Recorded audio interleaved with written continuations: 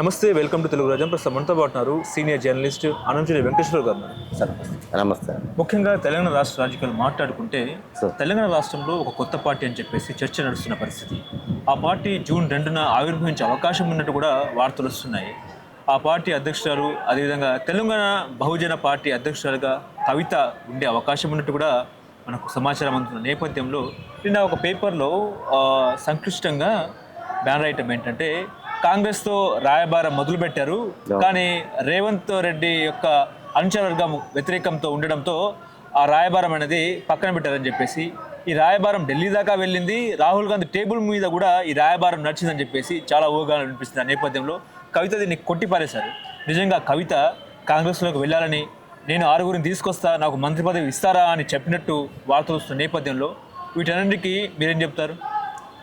ఇక్కడ మొట్టమొదటి మనం అనుకోవాల్సింది ఏంటంటే, దేశంలోనే, రాష్ట్రంలోనే కాదు దేశంలోనే బహుజనులు అనే పదం వీళ్ళకి ఏం కనిపిస్తుంది అంటే అగ్రవర్ణాల వాళ్ళకి. అదేంటి సార్ మీరు కూడా అగ్రవర్ణం కదా అంటారు. మనకున్న బ్రాడ్ థింకింగ్ వేరు, మనకున్న జర్నలిజం ప్రపంచం వేరు, అందరితో మనం ఉండే పద్ధతి వేరు. వీళ్ళందరికీ ఏంటంటే ఆ బీసీలో నాయకులు లేరా, బహుజనుల నాయకులు లేరా, వాళ్ళు చేసుకోలేరా దాన్ని? అంటే వాళ్ళ మేధావులు లేరా? వాళ్ళు ఇంతమంది చదువుకొని ఐఏఎస్లు ఐపీఎస్లు, ఇంత పెద్ద డాక్టర్స్ ఇంజనీర్లు ఇంతమంది ఉన్నటువంటి ఈ వ్యవస్థలో ఆ బహుజనులకు ఇంకో నాయకుడు దొరకడనే ఏవిడి గారు వచ్చి మళ్ళీ బహుజనుల పార్టీ అని వాడుకోవటం అంటే ఇది చాలా ప్లాన్గా చేశారు. ఏమో జైల్లో ఉండి ఎక్సర్సైజ్ కసరత్తులు నడిచినాయి. ఎందుకంటే జైలు నుంచి బయటికి రాగానే కూడా అందరితోటి బహుజనులతో ఎక్కువ సమావేశాలు పెట్టడం జరిగిందన్నది మనకు తెలుస్తుంది బీసీ సంఘాలతో. That is number 1. ఇది అంటే ఇది అగ్రవర్ణాల వాళ్ళకి ఒక బీసీలు, వెనుకబడ్డ తరగతుల వాళ్ళు, ఎస్సీ ఎస్టీలు, దళితులు వీళ్ళందరూ కూడా ఒక రాజకీయంలో ఉన్నటువంటి కీలుబొమ్మలలాగా వీళ్ళు చూస్తుంటున్నట్టు ఓటు బ్యాంక్ లాగా. అది ఒక కోణం. అంటే కవిత గారికి ఇప్పుడు బహుజన పార్టీ అని కదా పెట్టుకోమనండి, ఇంకో తెలంగాణ పార్టీ పెట్టుకుంటే నష్టం ఏం లేదు, అక్కడ వచ్చేది ఏం లేదు, పోయేది ఏం లేదు. కానీ బహుజన అనే పదం వాటానికి మాత్రం ఒక అర్హత లేదు. ఎందుకంటే గత 10 ఏళ్ళు అధికారంలో ఉండి బహుజనులకు ఏం చేసింది ప్రత్యేకంగా? ఇప్పుడు మన ఆర్ కృష్ణయ్య గారు ఉన్నారండి. ఆర్ కృష్ణయ్య గారు దాదాపుగా వేలాది జీవోలు ఆయన తీసుకొచ్చాడు. ఆ క్రెడిబిలిటీ ఉంది ఆయనకి. ఇప్పుడు బీసీ అంటే కృష్ణయ్య గారు అనేది ఇది ఉంటుంది న్యాచురల్గా. ఇది ఒక యాక్సెప్ట్లో ఉంది. రెండోది, బీజేపీ చాలా వ్యూహాత్మకంగా వెళ్తూ ఉంటుంది, అది వేరే విషయం. కాంగ్రెస్ పార్టీకి కవిత గారు ఆఫర్ ఇచ్చారు అంటే డెఫినెట్గా రాజకీయాలలో వాళ్ళు పదవులు లేకుండా ఉండలేరండి. వీళ్ళు పదవులు లేకుండా ఒక్కరోజు కూడా నిద్రపట్టదు. వీళ్ళకి పదవి అధికార దాహం అంతా అలవాటు అయిపోయింది. ఇక ఉండిపోయిన తర్వాత ఇప్పుడు ఏదో ఒక దాంతో మెరిచైపోయి ఎక్కడో దగ్గర మళ్ళీ ప్రోటోకాల్తో తిరగాలి, ఇది ఆశ. కవితకి ఏ అర్హత ఉంది? కేవలం కేసీఆర్ అనే కూతురిని అర్హత తప్ప ఇంకే అర్హతలు ఉన్నాయి ఆమెకి? అంతకుముందు కవిత ఎవరు అసలు? ఇక 15 ఏళ్ల క్రితం కవిత ఎవరు, 20 ఏళ్ల క్రితం కవిత ఎవరు, అవి ఏంటి అసలు? అంతకుముందు బ్యూటీషియన్, అది అది అంతకు తప్ప ఆమెకున్నటువంటి ఇదేం లేదు.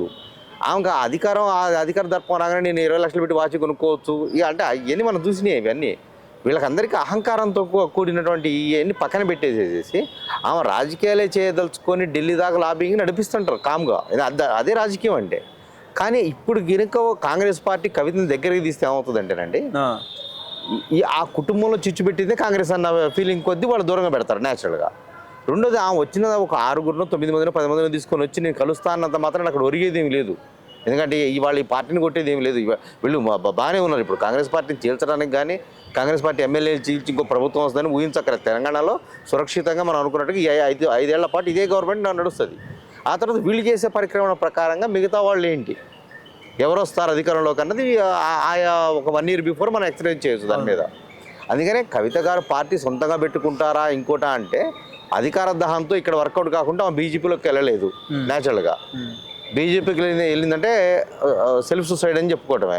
అదేనా కలిసి కాంగ్రెస్లో కలవాలా, లేదు కూడా కొత్త పార్టీ కొత్త కుంపటి పెట్టుకోవాలి.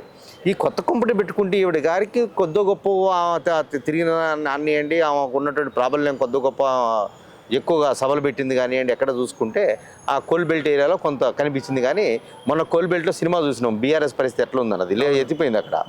ఇప్పుడు ప్రజలుగా కానీ ఇంకోళ్ళు కానీ ఒక పార్టీ విశ్వసనీయత మీద వాళ్ళ మీద నమ్మకం పోయింది వాళ్ళకి. ఈ లిక్కర్ స్కామ్ చేసిన కవిత మీద ఎట్లా వస్తుంది విశ్వసనీయత? వస్తున్న నీతో 10 మంది లీడర్లు ఉండొచ్చాం కానీ ఎలా నీది శాశ్వతంగా ఉండేది కాదు. ఎందుకంటే నువ్వు ఏదో ఒకరోజు జగన్లాగా మళ్ళీ జైలు దారి పెట్టాల్సిందనివే కదా. నువ్వు ఏ రాజకీయాలు చేయగలుగుతావు? నీకున్న రాజకీయ అనుభవం ఎంత? వీటితో పోల్చుకుంటే ఆమె రాజకీయ పార్టీ ఏర్పాటు చేసుకోవటం కంటే కూడా ఎంతసేపు ఆ తండ్రి నీడను అట్లా ఉండేసేసి కాలం వెళ్ళబోచ్చడం బెటర్ అండి. ఆమె ఏదో ఊహించుకొని తనకు తాను ఎంతమందిని చూసామండి మనం. ప్రతి పార్టీలో తెలుగుదేశంలో అయితే ఒక 10 చిలికలు చూసినాం. కాంగ్రెస్ పార్టీలో అయితే 100 చీలికలు చూసినాం. ఎటు కాకుండా కొద్దో ఏ చిరికలు లేకుండా కొంచెం కొద్ది గొప్ప దూరంగా ఉంది బీజేపీనే. వాళ్ళు శివసేనను చూసాం, గట్టిగా శివసేన కూడా చిరికలు వచ్చేసినాయి. అందుకని వీళ్ళు చిరికలు పిలికలు అయినంత మాత్రం పోయేది లేదు అని ప్రాంతీయ పార్టీలు కాబట్టి నాకు తెలిసి ఈ కవితకి పెద్ద భవిష్యత్తు ఉంటుందని నేను అనుకోవట్లేదు. కానీ ఎందుకు కవిత ఇంత సడన్గా నిర్ణయం తీసుకున్నట్టు? అంటే కేసీఆర్ కవితకు పార్టీలో సరైన ప్రాధాన్యత ఇస్తలేరు కాబట్టి ఆమె పార్టీ పెట్టి బయటకు వచ్చి ముఖ్యమంత్రి అవ్వాలని, పాదయాత్ర చేయాలని రకరకాల ఊహాగానాలు వినిపిస్తున్నాయని అనుకోవచ్చా? డెఫినెట్గా అండి. ఇక్కడ ఏమవుతుందంటే కేసీఆర్ గారాల పట్టి వేరు, యాజ్ ఏ కవిత వేరు. ఇక్కడ చూడాలంటే ఇప్పుడు ఇక్కడ కేటీఆర్ వచ్చేటప్పటికి కూడా ఉన్నది చిన్న మచ్చ చెప్పాలంటే. అంటే ఎన్ని కుంభకోణాలు జరిగినా కూడా ఆయన పేరు ఎక్కడ లేదు కాబట్టి ఆయనకుంది కార్ రేసుల్లో తప్ప మిగతా దాంట్లో పెద్దగా ఉన్నది ఏం లేదు. కానీ కవిత మీద ఎఫెక్ట్ ఏంటంటే ఒక లేడీ అయ్యుండి లిక్కర్ బిజినెస్ చేస్తుందనే స్కామ్లు ఇరుక్కునేటప్పటికి బ్యాడ్ నేమ్ వస్తుందని చెప్పి ఫస్ట్ తొలి నాళ్ళ నుంచి ఆయన అంతర్గతంగా ఏదైనా ప్రయత్నాలు చేయడం వేరు, బెయిల్ కోసం మిగతా ప్రయత్నాలు చేయడం వేరు రాజకీయ నాయకులతోటి. కానీ బహిరంగ ఇప్పుడు ప్రకటనలు ఇవ్వలే కవితను సమర్థిస్తూ. కూతురిగా జైలు నుంచి వచ్చింది కాబట్టి రిసీవ్ చేసుకుంటాడు. ఎందుకంటే కూతురు అంటే ఆ మాత్రం ప్రేమ ఉంటుంది ఎవరికైనా సరే, రక్త సంబంధాలు కాబట్టి. అంతే తప్ప ఇంకోటి కాదు. అట్లనే ఏమి ఎంతసేపటికి ఏమనుకుంటుందంటే నాకెందుకు ప్రాబల్యం ఎవరు అనే పరిస్థితికి వచ్చినప్పటికీ కవిత జీరోనే. కవిత కేటీఆర్తో పోల్చుకుంటే కవిత జీరోనే. ఎందుకంటే కేటీఆర్కు ఉన్నటువంటిది వేరు. ఇన్న అబద్ధాలు చెప్పిన రోజుకు అబద్ధం చెప్పి బతికేయగలుగుతాడు రాజకీయ నాయకుడు. తను ఇచ్చే స్టేట్మెంట్లో మనలాంటి వాళ్ళని కూర్చుంటే రోజుకోసారి ఉతికారేస్తాం, అది వేరే విషయం. కానీ పొలిటికల్ లీడర్స్కి అది అవసరం. ఈ అబద్ధాలు చెప్పి వాళ్ళ సొంత క్యాడర్ ఒకటి ఉంటుంది. వాళ్ళు నిన్న మొన్నటిదాకా వాళ్ళు అబద్ధాలు చెప్పే కదా 10 ఏళ్ళు బతికిచ్చింది. వాళ్ళు అబద్ధాలు తట్టుకోలేకనే ప్రజలు ఓడించారు. వాళ్ళు నిజాలు చెప్తే గెలిచిండేవాళ్ళు. మనం చాలాసార్లు అది అనుకున్నాం కూడా. ఇప్పుడు నిజంగా కవిత రేవంత్ రెడ్డితో భేటీ అయిందా? ఆ వార్త ఎట్లా బయటకు వచ్చింది అంటే ఏం చెప్తారు? అంటే అఫిషియల్గా ఎక్కడ భేటీలు ఉండవు సార్. నాకు తెలిసి ఏంటంటే చివరి నిమిషం వరకు కూడా వాళ్ళు కలవటం అంటూ ముఖాముఖి ఏముండదు. అంతర్గతంగా ఉన్న మీడియేటర్స్ మాట్లాడతారు. అతి దగ్గరగా ఉన్న సన్నిహితులతో వాళ్ళ సన్నిహితులు మాట్లాడుతుంటారు. తర్వాత వాళ్ళ కాన్ఫిడెన్స్లు అవి వేరే ఉంటాయి. అంటే ఇంటర్నల్ ఫోన్ కాన్ఫిడెన్స్ లాగానే మాట్లాడతారు తప్ప వేరే పర్సనల్ కలవటం ఏమి ఉండదు. ఎందుకంటే ఒక ముఖ్యమంత్రిని ఎవరు వచ్చి కలిసినా సరే ప్రోటోకాల్ ప్రకారం తెలిసిపోదు బయట ప్రపంచానికి. ఎందుకంటే ముఖ్యమంత్రి ఇప్పుడు రేవంత్ రెడ్డి గారు ఎక్కడికి వెళ్ళిన కాలు కదిపితే చెమ చిటుక్కుమన్నా కూడా ప్రపంచానికి తెలిసిపోతుంది. అందుకనే నాకు తెలిసినంత వరకు రేవంత్ రెడ్డి కవిత గారు కూర్చొని మాట్లాడుకున్నది మాత్రం అది అబద్ధం. డెఫినెట్గా చర్చలు జరుగుండొచ్చు. డెఫినెట్గా చర్చలు జరగడానికి ప్రత్యేకంగా కూర్చోవాల్సిన అవసరం లేదు. అయితే కవితని రేవంత్ రెడ్డి గారు ఎంతవరకు నమ్ముతారన్నది మాత్రం ఒక పెద్ద సంశయం. వాళ్ళిద్దరు బిజినెస్ పార్ట్నర్స్ అని చెప్పేసి ఉండొచ్చు అండి. బిజినెస్ వేరు, రాజకీయాలు వేరు. రాజకీయంగా స్థితి ప్రజ్ఞత అవసరం అండి, గుర్తుపెట్టుకోండి. వ్యాపారంలో నిజాయితీ ఎంత అవసరమో రాజకీయాల్లో స్థితి ప్రజ్ఞత అంత అవసరం. ఎందుకంటే రాజశేఖర్ రెడ్డి చూడండి, ఆయన దగ్గరికి వచ్చింటే ఆయన కార్యకర్తలను ఎలా కాపాడుకునేవాడు అంటే విమర్శలు వస్తే జైలుకి పంపించేవాడు, మళ్ళీ కాపాడుకునేవాడు. డెఫినెట్గా ఆయన గౌరీ తిరుపతి రెడ్డి విషయంలో ఏం జరిగింది? గౌరీ తిరుపతి రెడ్డి విషయంలో రిలీజ్ అయ్యాడు. ఆయన రిలీజ్ అయితే ఓపెన్ అయ్యి చెప్పాడు, ప్రెస్ మీట్ పెట్టి చెప్పాడు. గౌరీ తిరుపతి రెడ్డి వాళ్ళు పంపించారు కదండి, అప్పుడు నన్ను ఇదే ప్రెస్ మీట్లోనే ఓపెన్గా చిన్ని గారండి ఇలా మీరు పంపించారు రాసేసి, నేను రేపు మార్నింగ్ రిలీజ్ అవుతారు చూడండి అన్నాడు. రేపు మార్నింగ్ రిలీజ్ అయ్యాడు కదా ఆయన. కొత్త వేరే జీవో ఇచ్చాడు, రిలీజ్ చెప్పాడు. అది రాజకీయంగా ఉండే స్థితి ప్రజ్ఞత రాజశేఖర రెడ్డి గారికి ఉన్నటువంటి స్థితి ప్రజ్ఞత, చంద్రబాబు నాయుడు గారికి ఉన్నటువంటిది, ఒక మోడీ గారికి, ఒక అమిత్ షా గారికి చెప్పాలంటే. అంటే ఇలా స్థితి ప్రజ్ఞత ఉన్నటువంటి నాయకులు తక్కువ మంది ఉంటారు. వీళ్ళకి అది లేదు.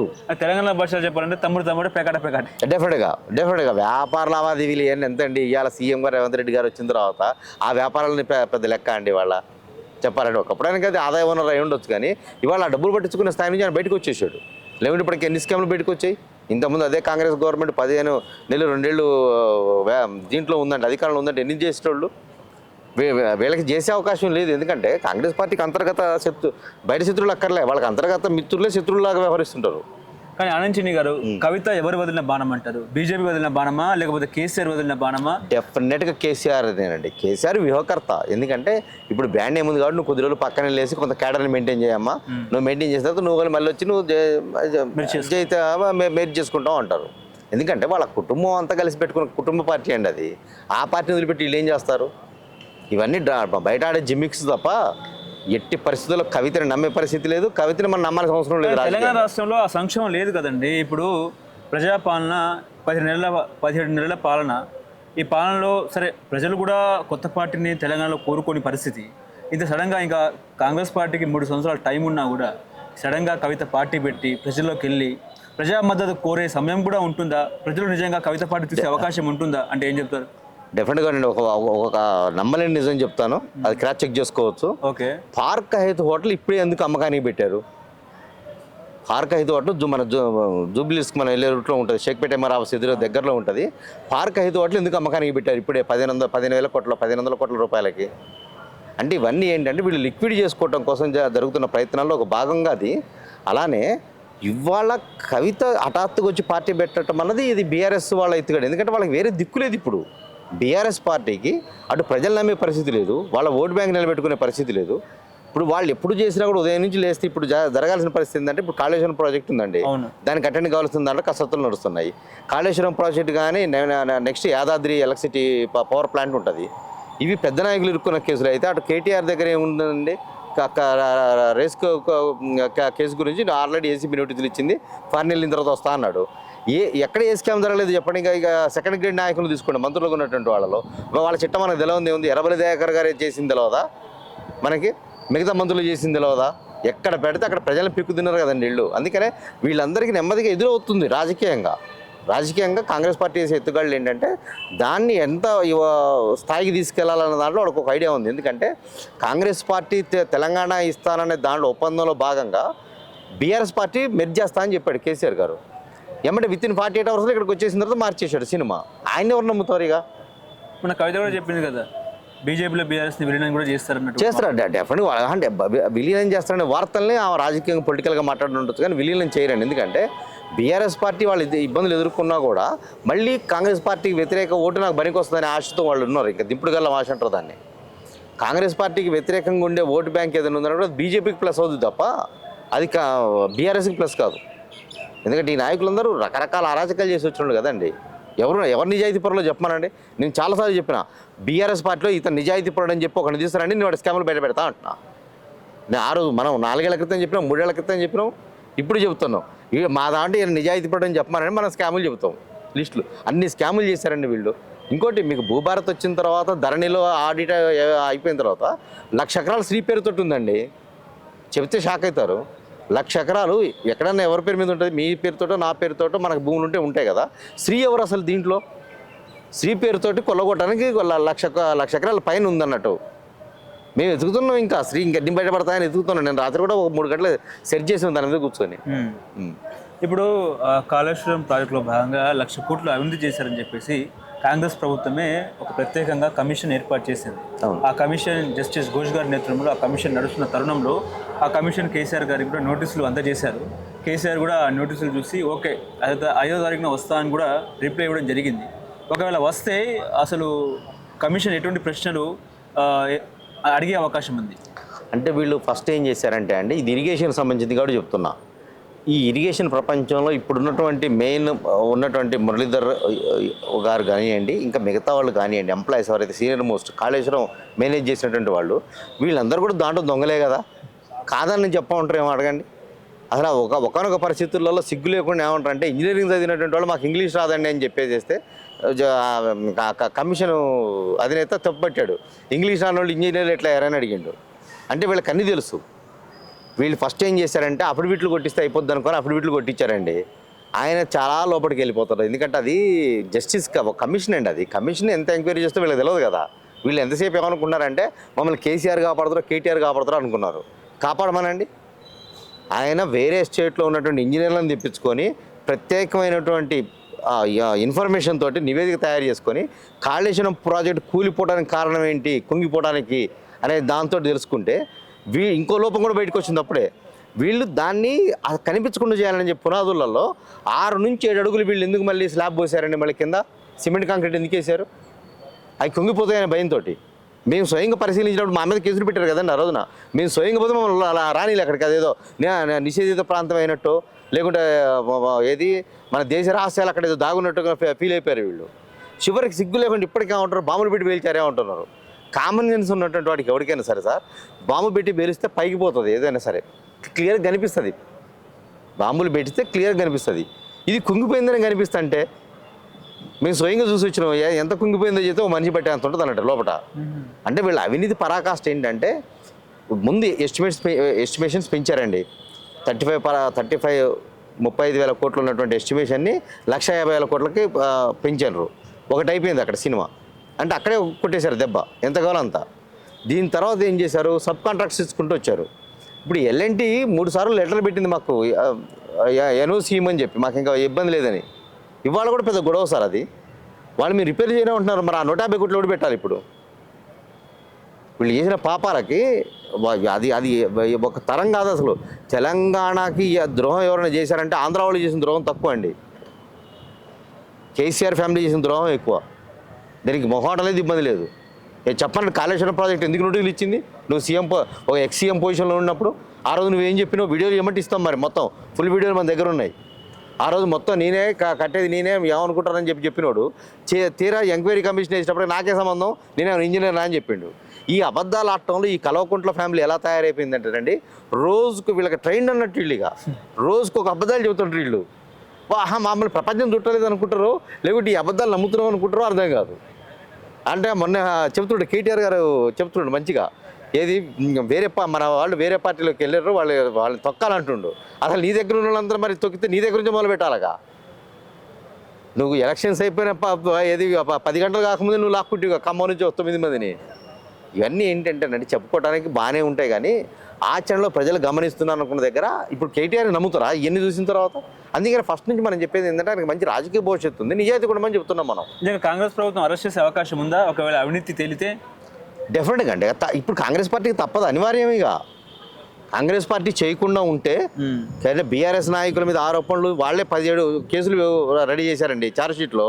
ఈ 17 కేసుల్లో దొంగలను అరెస్ట్ చేయకుండా ఉంటే కాంగ్రెస్ పార్టీని రేపు నమ్ముతారా? రేపు ఎలక్షన్స్కి వెళ్తే నిలదీరా వాళ్ళని? బీజేపీ అదే పెడుతుంది. నిన్న పెట్టిన కాంగ్రెస్ మేనిఫెస్టోని బీజేపీ మేనిఫెస్టో కింద తీసుకొస్తుంది. మా మేనిఫెస్టో ఏంటంటే వీళ్ళు ఏం చర్యలు తీసుకోలేకపోయారు, వీళ్ళు వాళ్ళ దొంగలని చెప్తారు. ఇప్పుడు కాళేశ్వరంలో భాగంగా బీజేపీ కూడా ఈ మరక అంటుకునే అవకాశం ఉందంటారా? ఎందుకంటే గత ప్రభుత్వంలో ఆర్థిక శాఖ మంత్రిగా చేసిన ఈటెల రాజేందర్ ఎంపీగా ఇప్పుడు బీజేపీ తరఫున ఉన్నారు. ఆయన బీజేపీ నుంచే ఆయన హాజరయ్యే అవకాశం ఉంది కమిషన్ దగ్గర. ఎట్లా బీజేపీ కూడా మరక అంటుకునే అవకాశం ఉందంటారా ఇందులో? అంటే బీజేపీ మరక అంటుకుంటుంది అంటే ఆ పార్టీలో ఉన్నప్పుడు చేశాడు కాబట్టి ఆయన ఏదో స్టేట్మెంట్ వస్తాడండి. కానీ వీళ్ళు చేసిన పెద్ద తప్పేంటంటే 10 ఏళ్ల పాటు అక్కడ బీజేపీ గవర్నమెంటే ఉంది, ఇక్కడ బీఆర్ఎస్ గవర్నమెంట్ ఉంది. ఒక స్కామ్ మీద విచారణ చేయలేనటువంటి దద్దమ్మలు కదండి వాళ్ళు. రేపు వాళ్ళకి అదే తెలంగాణలో దెబ్బ కొట్టేది. లేకుంటే ఇవాళ బీజేపీ స్ట్రాంగ్ అయ్యి ఉండి తెలంగాణలో. అదేలే ఇదే కవితను ఎలక్షన్ స్కామ్లో బిఫోర్ ఎలక్షన్స్ అరెస్ట్ చేస్తుంటే, తెలంగాణ ఎలక్షన్స్ బిఫోర్ అరెస్ట్ చేస్తుంటే నువ్వు రాజకీయ కొన్నాళ్ళు పక్కన పెట్టండి, డెఫినెట్గా వాళ్ళకు ఊపు వచ్చేది. అంటే నువ్వు దొంగల్ని కాపాడి 10 ఏళ్ల పాటు మేము ఇచ్చినాం కదా సార్ సీడీలు. జిహెచ్ఎంసీ ఎలక్షన్స్ ముందు నేను ఇచ్చా 40 సీడీలు ఇచ్చా, ఏ అవినీతి కావినీతి మొత్తం రికార్డుతో సహా. ఏం చేస్తుంది బీజేపీ? రేపు మేము అడగాం మళ్ళీ వాళ్ళు వచ్చి ఎలక్షన్లో బట్టి తిరుగుతుంటే? ఇక్కడ ఏమవుతుందంటే అండి, రాష్ట్రంలో 3 ముక్కలాట నడుస్తుంది సార్. ఒకవైపు కాంగ్రెస్, రెండోవైపు బీజేపీ, మూడోవైపు బీఆర్ఎస్. బీఆర్ఎస్ని నమ్మే పరిస్థితి లేదు ప్రజలు. కింద స్థాయిలో ఎంత వ్యతిరేకత వచ్చినా అది బీజేపీకి ప్లస్ అవుతుంది. మరి బీజేపీకి ప్లస్ అవుతుంది, కానీ మరి బీజేపీని ఎవరు నమ్మాలా? మీరు ఎప్పుడైనా యాక్షన్ తీసుకున్నారా? పార్ట్ మోడీ కూడా వచ్చాడుగా, ఏటీఎం కాంగ్రెస్ కాళేశ్వరం ఏటీఎం అన్నాడు, కానీ ఏమైనా యాక్షన్ తీసుకున్నాడా? యాక్షన్ కావాలి కదా. ఇప్పుడు ఏదో రాజకీయ నాయకులు 100 మాటలు చెప్తారు సార్, వాళ్ళు పొలిటీషియన్స్ కదా, వాళ్ళది కాదు. ఈ రోజు వరకు బీజేపీ పార్టీ ఏదైనా యాక్షన్ తీసుకుందా బీఆర్ఎస్ వాళ్ళ మీద? ఇది ఒకటే కేసు, పాత కేసులు లేవా? ఇంకా చాలా ఉన్నాయి. అంటే వాళ్ళు తీసుకున్నారు ఏంటంటే అధ్యక్షుని మార్చారు, బండి సంజయ్ తప్పించి కిషన్. అధ్యక్షులతో సంబంధం లేదు సార్, మీరు ఫిజికల్ యాక్షన్ కావాలా? ఇప్పుడు ఒక మర్డర్ జరుగుతుంది సార్, ఒక మర్డర్ జరిగితే దాంట్లో యాక్షన్ ఉంటుందా లేదా? ఉంటుంది. మేము అక్కడున్న ఏసీపీ గారినో లేకుంటే ఒక డీసీపీనో మారుస్తామంటే కాదు కదా, నువ్వు అంతకుండా అరెస్ట్ చేయాలి కదా. ఇక్కడ నేరేం చేసినట్టు అరెస్ట్ చేయకుండా కథలు చెప్తే ఎట్లా? మనకి 10 ఏళ్లలో ఈ కంప్లైంట్స్ వదిలిపెట్టాను సార్, వాళ్ళ కంటెక్ట్ కనిపించిన ఏమీ లేవా? ఇక బీజేపీ కూడా ఇంకో అంటే బీ టీమ్ అని చెప్తుంది, అంటే బీఆర్ఎస్ని బీఆర్ఎస్ఎస్ అని రాహుల్ గాంధీ ఏదైతే చెప్పాడో, వాళ్ళు వీళ్ళు ఒకటే తాను ముక్కలు కదా. 10 ఏళ్ళు కలిసే జర్నీ చేశారుగా తిట్టుకుంటూనే. ఇప్పుడు కూడా కవిత అనే దాంట్లో ఒక మాట నిజాన్ని ఒప్పుకోవాలా, మా నాన్న బీజేపీని కూడా టార్గెట్ చేస్తే బాగుండేది అనుకుంది. తిట్టలేదు డాడీ, నువ్వు ఎందుకు తిట్టలేదు డాడీ, నేను ఫీల్ అయినా డాడీ అంటే ఎందుకు తిట్టలేదంటే రాజకీయ కోణాలు ఉంటాయి కాబట్టి. నువ్వేమో జైల్లో ఉండొచ్చావు కాబట్టి నీకు కడుపు మండుతుంది. ఇప్పుడు నీకు 150 రోజులు ఒక తప్పు ఇంత పెద్ద కుంభకోణం చేసి జైల్లో నీకు అంత బాధ కలిగిస్తే, మా 1882 మంది జర్నలిస్టులు జైల్లో పెడితే మేమంతా బాధపడాలి. మరి మేము అందుకని వెంటాడుతుంటాం డెఫినెట్గా. ఊచకొత కోసారు అసలు చెప్పాలంటే అంతే కదా సార్. ఇప్పుడు మన వార్తలు రాకుండా చేశారు కదా సార్, ఎక్కడ వార్తలు చూపించేది లేదా? ఏదైనా జరిగితే వాళ్ళు చెప్పింది నిజం అనుకోవాలి, వాళ్ళు చెప్పిన వీడియోలో బయటికి ఇస్తుంటారే, వాళ్ళు చెప్పింది రాయాలి, వాళ్ళు చెప్పింది వినాలి. ఇప్పుడు ఎక్కడ పెట్టిన వాళ్ళని? నేను ఆ రోజే చెప్పాను కదా సార్, పాతాళాలను తొక్కేయటం కన్ఫామ్ అని చెప్పినాం. అసలు 74 సీట్లు వీళ్ళకి ఫోన్ ట్యాపింగ్లో కనుక డబ్బులు పంచే వ్యవహారం బయటికి రాకుండా ఉండుంటే 74 సీట్లకు కాంగ్రెస్ గెలిచి ఉండేది. వీళ్ళు డెఫినెట్గా సింగిల్ డిజిట్ పరిమితం అయి ఉండేవాళ్ళు, బీజేపీ వాళ్ళు బయటకు వచ్చేవాళ్ళు. అదే ఇప్పుడు ఈ ఫార్ములా రేస్లో కూడా అవినీతి జరిగిందని చెప్పి ఏసీబీ కూడా కేటీఆర్కి నోటీసులు జారీ చేసింది. ఆయన విదేశాల్లో పర్యటనలో ఉన్న నేపథ్యంలో ఒకవేళ హాజరైతే ఏంటి పరిస్థితి? అంటే ఇప్పుడు ఆయనకు ఒక షెడ్యూల్ ఉంది కాబట్టి అక్కడికి వెళ్ళి ఏదో చేసుకొని చేస్తారు. ఎందుకంటే వీళ్ళు ఆడే ఇంకో అబద్ధం చూడండి, టీఆర్ఎస్ అయిపోయి బీఆర్ఎస్ కొత్త డ్రామాలు అయిపోయారండి. అప్పుడు టీఆర్ఎస్కి ఉన్నటువంటి ఏజ్ వేరు ఉంటుంది, బీఆర్ఎస్కి ఏజ్ వేరు ఉంటుంది. రెండు కలిపి వీళ్ళు ఉత్సవాలు ఎట్లా చేస్తారండి అక్కడ బీఆర్ఎస్? అంటే అట్లా ఇంకోటి కూడా మీరు చూడండి, మనకి దశమవార్షికోత్సవాలు లేకుండా 9 ఏళ్ళు పూర్తయిన సందర్భంగా వీళ్ళు దశమవార్షికోత్సవాలు మొదలుపెట్టారు. అంటే పబ్లిసిటీ పిచ్చ వీళ్ళకి ఎంత ఉందంటే అంత ఉంది వీళ్ళకి. ఏంటంటే ఎన్ని ప్రజలకు తెలియదు, ఏం కాదనుకుంటున్నారు. అందుకనే బీఆర్ఎస్ని నమ్మే పరిస్థితే లేదు. ఎందుకంటే అంత దొంగలు పెంచండి. నిజాయితీగా మాట్లాడేవాడు ఎవడని ఉంటే చెప్పండి, బీఆర్ఎస్లో నేను నిజాయితీగా ఉంటున్నా అని చెప్పి ఒక్కళ్ళని తీసుకొచ్చి నిలబెట్టమనండి, పబ్లిక్ మన ప్రెస్ క్లబ్లో నిలబెట్టమనండి. మనం నెక్స్ట్ డేకి వార్తలు రాస్తాంగా ఎన్ని కుంభకోణాలు చేశాడో. అందరూ సంపాదించుకున్నాడు దీంట్లో, ఎవరైనా తక్కువ ఏం కాదు వీళ్ళు. ఎట్లా సార్? హలో, తెలుగు రాజ్యం ఛానల్ చూస్తున్నారా? సామాజిక రాజకీయ జీవన చిత్రణే తెలుగు రాజ్యం. అతిశయోక్తులు అసత్యాలు ఉండవు. రాజకీయ కోణం కాదు, ప్రజా కోణమే కొలబద్ద. తెలుగు రాజ్యం వీక్షణ మీ ఉత్తమ అభిరుచికి నిదర్శనం.